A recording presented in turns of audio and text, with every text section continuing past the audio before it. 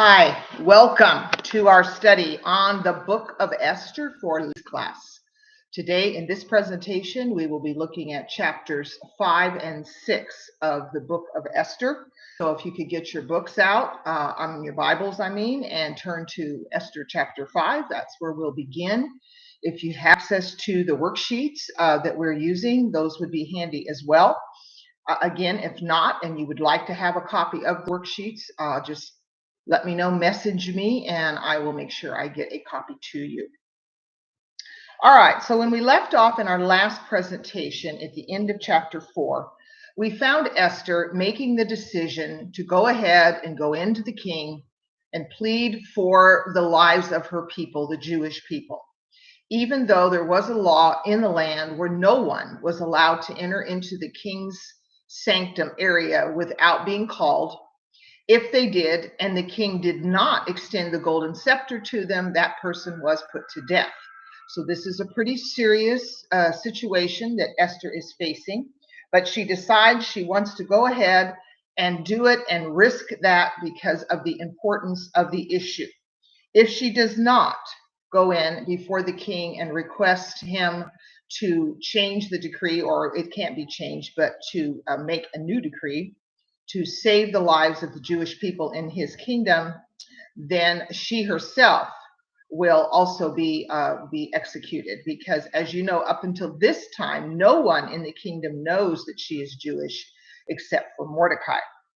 So at the beginning of chapter 5, we see her putting on her royal attire, and she stands in the inner court of the king. Verse 1. Now it happened on the third day after the 3 days of fasting that Esther put on her royal robes and stood in the inner court of the king's house while the king sat on his royal throne in the royal house facing the entrance of the house. So the king could see where he was sitting, anyone that entered into that inner sanctum or inner court.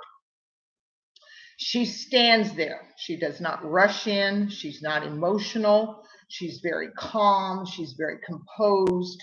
She has dignity in the way that she carries herself. And she has dressed in royal attire. She's not gone in anything casual. She's dressing for the occasion, which is an important audience with the king. All right, verse 2. So it was when the king saw Queen Esther standing in the court that she found favor in his sight, and the king held out to Esther the golden scepter that was in his hand. Then Esther went near and touched the top of the scepter. So he extended the scepter to her. She has been welcomed into the inner court area. She has found favor in his sight. Now she has to be careful how she times and words her request. She knows that there is a lot riding on this request that she's about to make.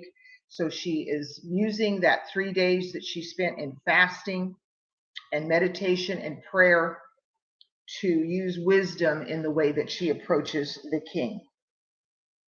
The first question I asked was, when Esther was granted permission to see the king, what was her request?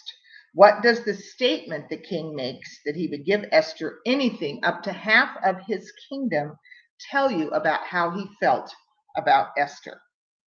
We see in verse 3 where the king says, "What do you wish, Queen Esther? What is your request?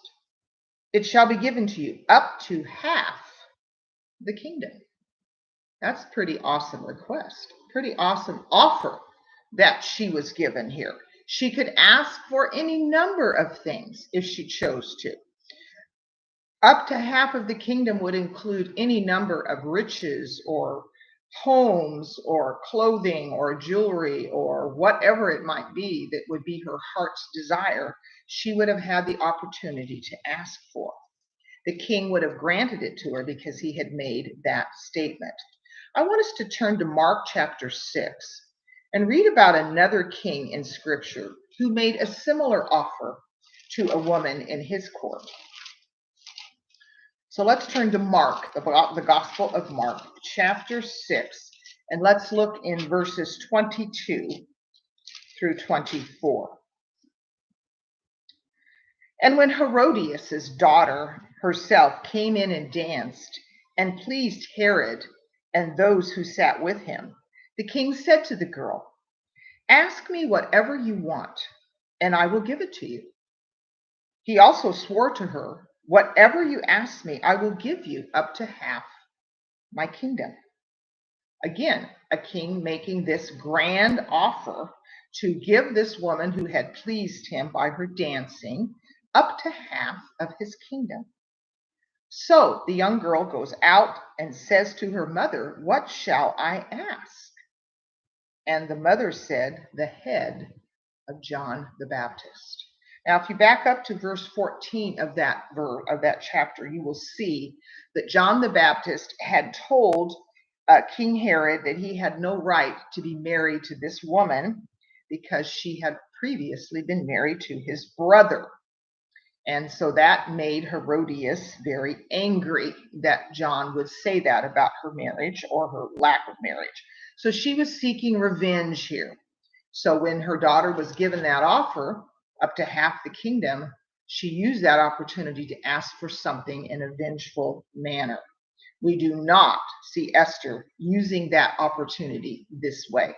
But I wanted to read that scripture to give you the understanding that Esther could have asked for anything that she desired, and the king would have been duty bound to have complied, as King Herod did. He didn't want to execute John the Baptist, but because he had made the offer in front of others, he was duty bound. So, what is Esther going to request here?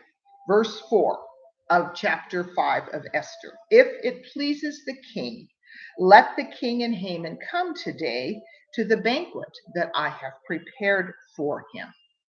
Then the king said, "Bring Haman quickly, that he may do as Esther has said." So the king and Haman went to the banquet that Esther had prepared.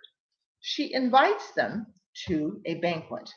Esther knew something about this king. She knew many things about him, but one of the things she knew was that he enjoyed banquets. We've already read in the first 4 chapters of the book of Esther how many feasts the king had given. He gave a lot of feasts and celebrations and so on. So this was a king who enjoyed feasting, enjoyed banquets. She uses that as an opportunity to invite the king and Haman, just the two of them, to a banquet that she had prepared for them. So they're going to quickly, he calls Haman, they gather together, and they're going to go to this banquet that Esther has prepared for them. Now, at the first banquet here, she's going to have a second banquet here we'll read about in a moment, but at this particular banquet, the king again offers her the same offer he had offered her previously when she first appeared in his court. In verse 6, "What is your petition? It shall be granted you. What is your request? Up to half the kingdom it shall be done." So again, she gets this marvelous, overwhelming offer, and it's the time for her to now give a response. And the king's expecting her to give a request of something that she wants, obviously. But in verse 7, she says, "My petition and request is this: if I have found favor in the sight of the king, and if it pleases the king to grant my petition and fulfill my request, then let the king and Haman come to the banquet which I will prepare for them tomorrow. I will do as the king has said." So this first banquet, as in verse 6 says, was a banquet of wine. So apparently it was just a banquet where they enjoyed wine. And of course, they would have had the finest of the kingdom at this wine banquet, and there may have been food there to eat along with the wine. But now she wants to prepare a much larger banquet, a feasting kind of banquet where a full meal is prepared, no doubt. And she wants them to come back tomorrow. This places the king and Haman at ease. They're not expecting anything, that's going to be upsetting to happen. They're going to be entertained. They're going to be fed. They're going to be able to come and spend time with the queen. And this is a big deal. And as we know, Haman takes this offer as a sign that he has really made it in the kingdom. Haman comes into the bank when he was very at ease. He was relaxed. What about Esther? She was facing the enemy here, but she holds her composure. She does not indicate in any way by anything she says or does that there's anything wrong. She knew the timing was important. She couldn't rush into this kind of thing. She had to get the king in the right frame of mind. She worded her request very carefully. If you notice the way she worded it in verse 8, if it pleases the king, if I have found favor in his sight. So she's very respectful here, very submissive in the way that she words things. She's not using language that would indicate to the king or to Haman that she's about to ask for something as important as it was. She wants to keep them relaxed, casual, at ease, so that when she does make a request, they'll pay attention to it. So part of the waiting time that she causes here, the extra day, keeps them in suspense. They are wondering what the request is going to be. They're anticipating it. So all of it is part of her strategy to prepare the mind of the king and to keep Haman at ease, so he has no way to suspect anything is wrong. So this strategy was very, very successful. Haman leaves totally unsuspecting of anything. The king leaves expecting to have another banquet the next day. Haman is expecting to be honored by being the only one invited to this banquet besides the king. He is there alone with the king and the queen. This elevates already an arrogant man to the point where he believes he has now received the full promotion and attention and accolades that he believes he deserves. Esther, on the other hand, does not allow the feeling that she has, this feeling of anger, this fear that she has about the safety of her people. She does not allow that to show in her behavior. She carries herself with dignity. She controls her emotions. We do not see her getting emotional at any time. Her timing and composure are all part of her strategy. She shows great respect to the king. She's kind. She's not rash. She gained all of this composure, you'll recall, from her 3 days of fasting and prayer and meditation. This helped her to prepare her mind for what was coming. She knew that if she handled it wrong, said wrong things, did things wrong, her request more than likely would not have been granted. So she knows what's riding on this entire performance, if you will, that she's doing, and she needs to be careful. Excuse me. All right, let's start in verse 9 and read what Haman's reaction is to being invited to this banquet of wine. So Haman went out that day joyful and with a glad heart. But when Haman saw Mordecai in the king's gate, and that he did not stand or tremble before him, he was filled with indignation against Mordecai. Nevertheless, Haman restrained himself and went home, and he sent and called for his friends and his wife Zeresh. Then Haman told them of his great riches, the multitude of his children, everything in which the king had promoted him, and in how he had advanced him above the officials and servants of the king. Moreover, Haman said, besides Queen Esther, invited no one but me to come in with the king to the banquet that she prepared. And tomorrow I am again invited by her along with the king. Yet all this avails me nothing, so long as I see Mordecai the Jew sitting at the king's gate. Here this man had reached the peak of his career. He had reached all the goals that he had worked hard to achieve in this kingdom. He had found himself in favor with the king. The king had promoted him. He was now paid homage by all that lived in the kingdom, by their bowing and the respect they were required to show to him. He had great authority and power in the kingdom. He had great riches. He had a big family. He had friends, yet he wasn't happy. Because of Mordecai, all of that meant nothing to him, as he says in verse 13. So his wife and friends have a suggestion for him in verse 14. Then his wife Zeresh and all his friends said to him, let a gallows be made 50 feet high, and in the morning suggest to the king that Mordecai be hanged on it. Then go merrily with the king to the banquet. Well, the thing pleased Haman, and so he had the gallows built or made.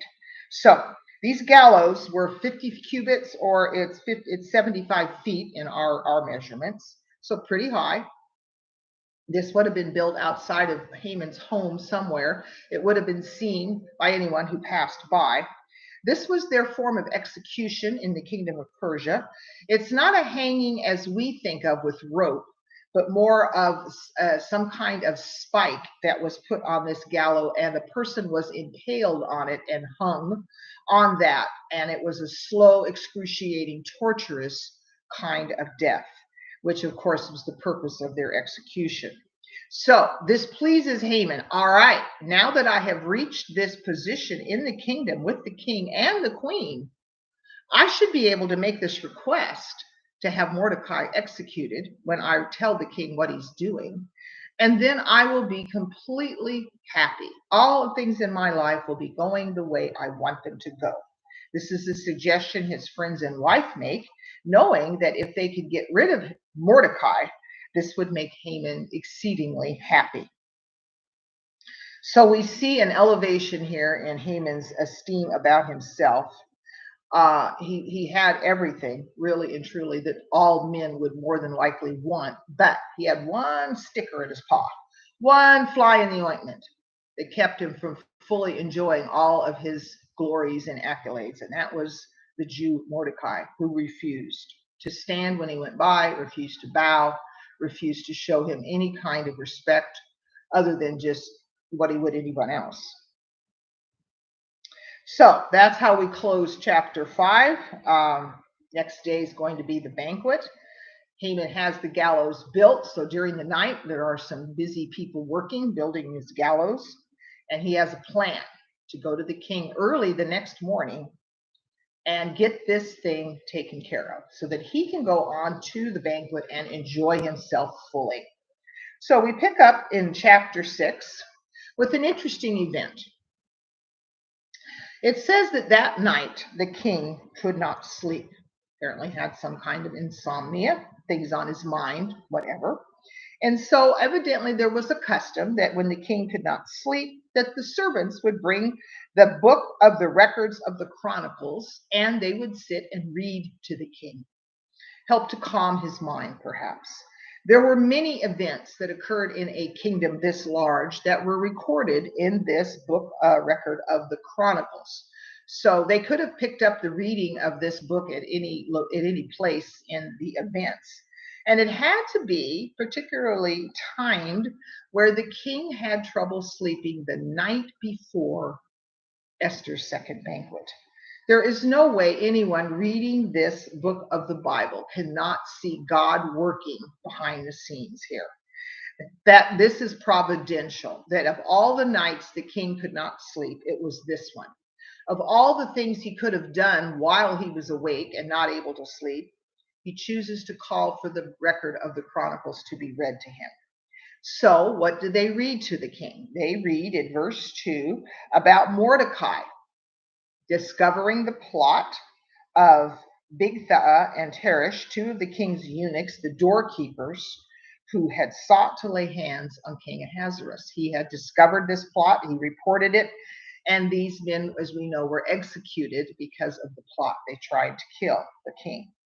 So the king asks an interesting question in verse 3. So what honor or dignity has been bestowed on Mordecai for this? Apparently, it was something that the king did. If someone had done something like this, I mean, in reality, Mordecai saved his life, and he wanted to show this man some honor or dignity. Well, so what have we done? Well, the servants say, nothing. Nothing's been done. Well, the king said, well, we have to immediately take care of this. So he asks, who is in the court? Guess who just walked in? That's right, Haman. He had just entered the outer court of the king's palace to suggest that the king hang Mordecai on the gallows that he had prepared for him. So he's coming early in the morning to see the king first thing. And when he gets there, he's called in immediately. And I'm sure Haman thinks, oh, good, this is great. I'm going to get to see the king right away. King's servant said, well, Haman's here standing in the court. And the king said, let him come in. So Haman came in, and the king asked him, what shall be done for the man whom the king delights to honor? Well, now Haman thought in his heart, who would the king delight to honor more than me? This is how arrogant and prideful this man had become, that when the king asked this question, he thought of no one else in the kingdom that could possibly be the person the king's talking about. So the answer he gives is what honor he would have liked to have bestowed on him, because he thinks that's what's happening here. So he says, okay, so let's get a royal robe that you've worn and a horse which you have ridden.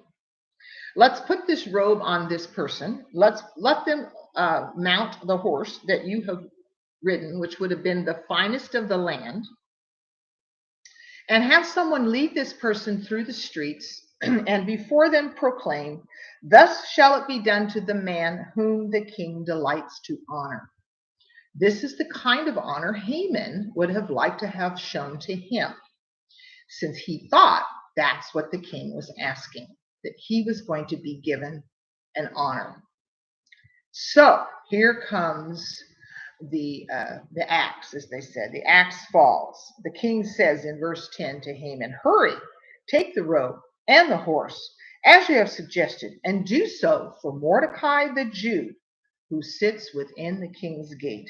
Leave nothing undone of all that you have spoken. Uh-oh, this is not what Haman had expected. He thought the person honored was going to be himself. So he suggested an honor that he would have liked to have been bestowed on himself. Then he finds out that, no, you're not the one going to be honored. You're going to be the one giving the honor. And you're going to lead your worst enemy around the city on a horse, I'm sure it was a beautiful horse, in a royal robe the king had worn. And all the citizens would know this man has been honored by the king. God's timing at work again here, we see. King couldn't sleep. They read that particular part of the record, and the king wants to show honor to this man who had saved his life. So Haman, coming in, remember to ask if he could hang Mordecai on the gallows, is now leading that man through the city streets in royal apparel on a royal horse. Haman was so certain of his position in the kingdom, he never doubted that anything terrible or awful would happen to him. He felt so secure in his relationship with the king. But as we know, that isn't always the case. We think we know people. We think we know what's coming down the road, and we are often found surprised. So after Haman went through the city doing this, it was a humiliating experience for Haman to have this done. I mean, all of his friends would see him, his family would see him, those that knew how he felt about Mordecai would see him, and here he was leading this man through the city. He was humiliated. His arrogance, his pride, his self-esteem all just sort of dissolved and went away because of this great turn of events that happened. This is why it's important for us to make sure that we don't become so haughty and think so highly of ourselves that we are unprepared for those things that may happen in life. Because God's going to bring these kinds of challenges into our lives to help us, to change us, to challenge us to grow. to give us the opportunity to make changes in our life. Haman had an opportunity here. He could have changed his attitude towards Mordecai. He could have recognized the great service that he had given to the king, saved the king's life, which, remember, if the king had been killed, where would that have left Haman? The next king may not have put him in the same position. So he should have looked at this completely differently and been glad to be part of the honor that the king wanted to show the man who saved the king's life. If he was truly concerned about the king and his kingdom. But clearly, Haman was only concerned about himself. None of that mattered to him. All he was thinking about was how humiliated he was, how embarrassed, and how awful this whole experience had been. So we want to go to verse 12 of chapter 6.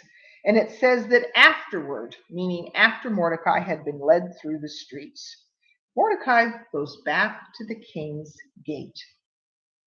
He doesn't go back expecting anything different. He doesn't go back with an elevated, prideful, arrogant idea about himself because he's been shown this great honor. He continues to serve at the king's gate. We see no change or anything that occurred in Mordecai's attitude. He doesn't allow this honor that has been shown him to change anything about the way he behaves. He continues to serve the king. Haman, on the other hand, at the end of verse 12 says, he hurries to his home mourning and with his head covered. So he doesn't even want to look at anybody. On his way back to his house, he didn't get the request he had come to the palace to receive. He's going to have to go back to his home, and he's going to have to tell his family and friends what happened if they didn't already know. This is a huge downfall for Haman. He'd had those gallows built, which were out in front of his house, no doubt, for his enemy, and he didn't see that God was going to challenge him to have to honor his enemy. He overestimated his position and his influence in the kingdom. Always a big mistake when we do that. All right, so we are now coming into the part of chapter 6 where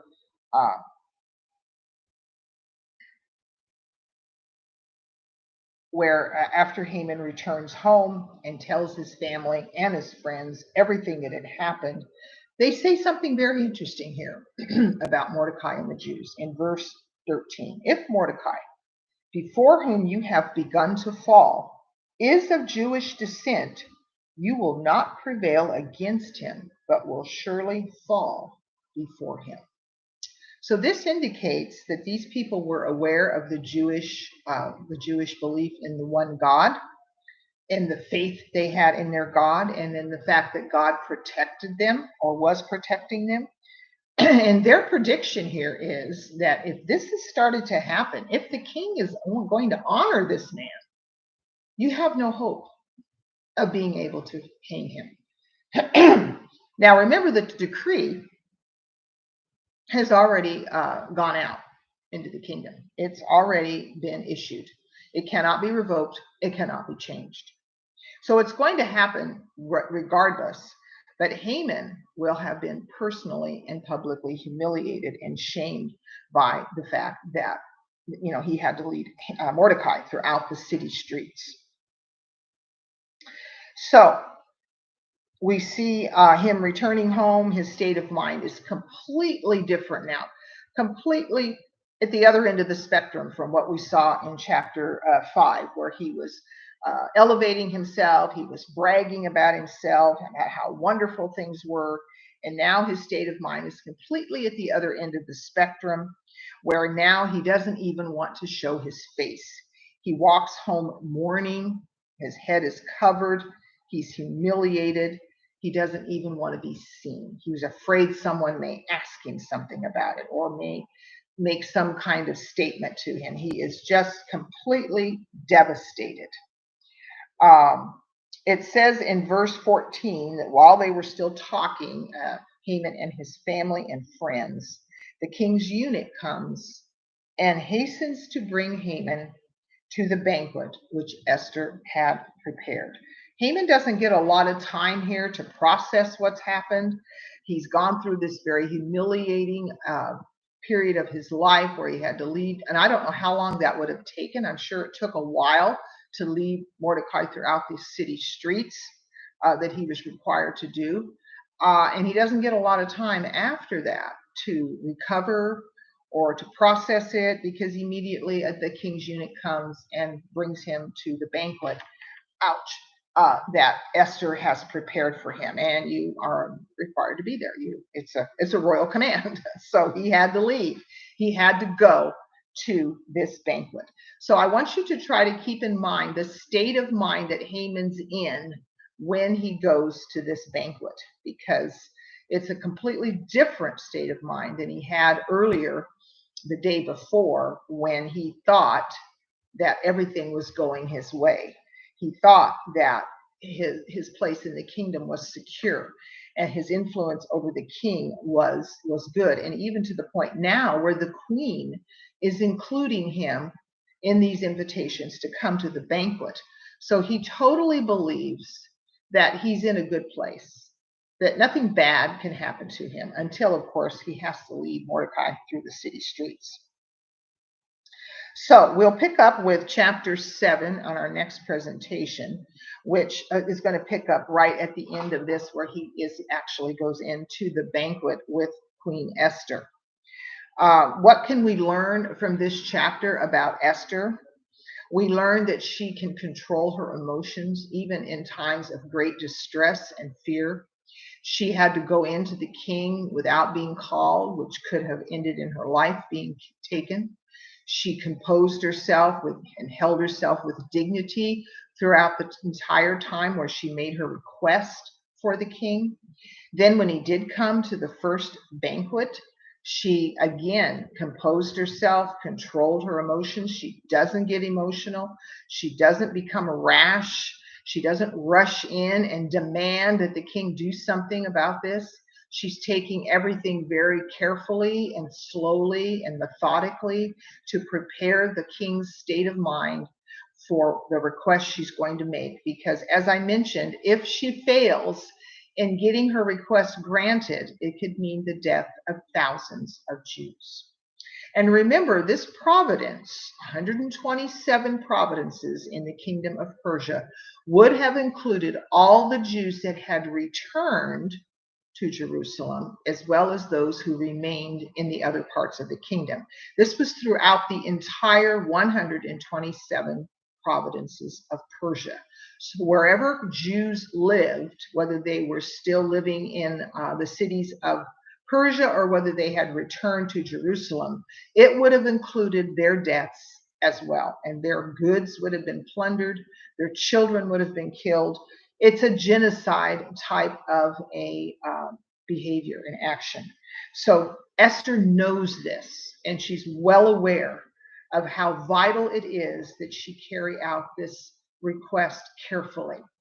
Because rushing in, as we all know, when we do things impulsively, we don't think it through, we act emotionally, we quite often make mistakes. We quite often end up making the situation far worse than it would have been if we had taken a step back, taken a moment, given ourselves time to compose, and then taken care of the thing. And that's what Esther does. She uses that wisdom that she gained in those 3 days of fasting to make sure that she composes herself and handles herself correctly. One fatal mistake here would have meant the death of thousands of people. That's a huge responsibility to carry on your shoulders when you recognize that you are the one that's going to make that kind of difference. We don't often find ourselves in that kind of position as Christians, but we do find ourselves in positions where we have to stand up for what is right. We have to speak up when error is being taught. We have to try to live our lives presenting the example that Christ wants us to give to others so that they know that this is what Christians do.